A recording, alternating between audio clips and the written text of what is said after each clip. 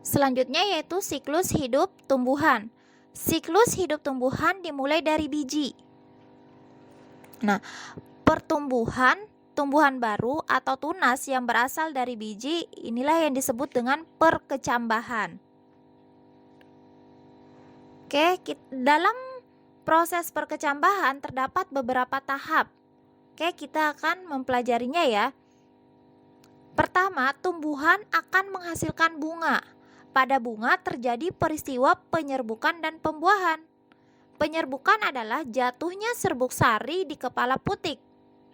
Peristiwa penyerbukan biasanya dibantu oleh perantara ya, seperti serangga, angin. Nah, setelah proses penyerbukan terjadi proses pembuahan. Pembuahan ini yaitu terjadinya peleburan antara sel kelamin jantan dan sel kelamin betina. Oke, bisa dilihat di sini di gambar ya untuk lebih jelasnya.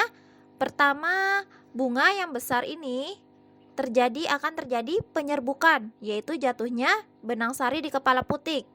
Setelah terjadi penyerbukan dilanjutkan dengan peristiwa pembuahan. Di situ nanti akan terbentuk bakal biji dan bakal buah. Bakal biji nanti inilah yang akan menjadi tumbuhan baru. Selanjutnya, berdasarkan siklus hidupnya, tumbuhan dikelompokkan menjadi tumbuhan anual, biennial, dan perennial atau biennial dan perennial. Nah, kita akan belajar ya. Yang pertama, tumbuhan annual atau semusim adalah tumbuhan yang dapat melengkapi satu siklus hidupnya dalam jangka waktu kurang dari 1 tahun. Jadi dalam setahun sudah selesai ya siklus hidupnya.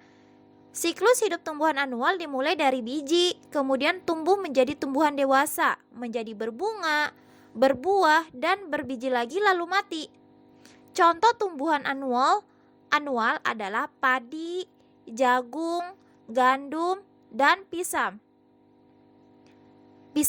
Jadi setelah terjadi siklusnya, tumbuhannya ya mati, ya. Berarti hanya sekali saja, kurun waktunya setahun. Lanjut. Yang kedua yaitu tumbuhan biennial.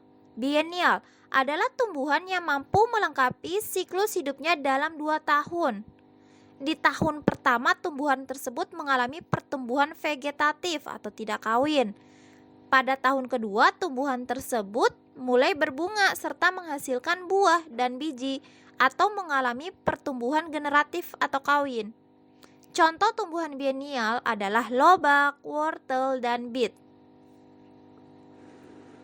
Oke, yang terakhir yaitu tumbuhan perennial adalah tumbuhan yang dapat hidup selama beberapa tahun atau tahunan.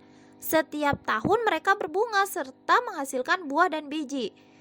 Contoh tumbuhan perennial adalah mangga, jambu, dan palem. Ini tiap tahun berarti dapat hidup selama beberapa tahun ya. Oke. Sekian video pembelajaran, semoga paham. Wassalamualaikum warahmatullahi wabarakatuh.